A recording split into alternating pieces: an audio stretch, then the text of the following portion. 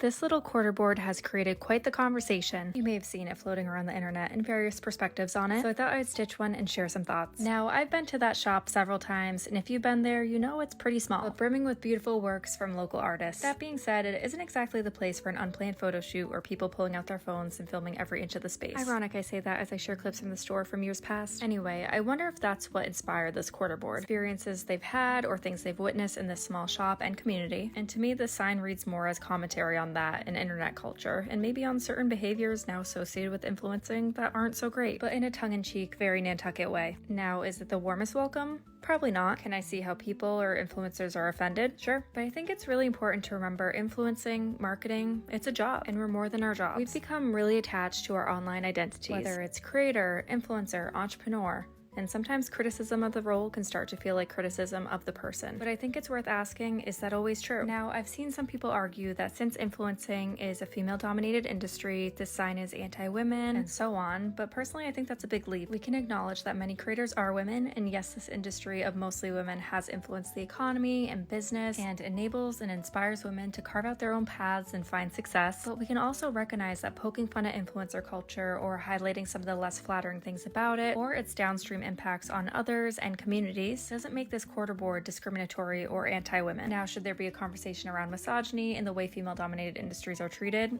Absolutely. I just don't think this sign is a particularly strong example for that. Maybe the bigger takeaway from this sign is just being mindful of ourselves and our actions and how that can impact others. And in the end, small businesses aren't movie sets, they're shared spaces. Businesses exist first for their customers, community, artists, and if you are filming content or taking photos in a store or town, wherever it may be, maybe one or two photos will do instead of a whole impromptu production. A little awareness of others goes a long way. Sometimes we get so used to viewing everything through our own lens that we forget not every joke is about us, not everything is about us. And yes, I fully appreciate the irony of me filming and creating this sign for my Nantucket basket for the internet to see. Anyway, back to crafting. Much love.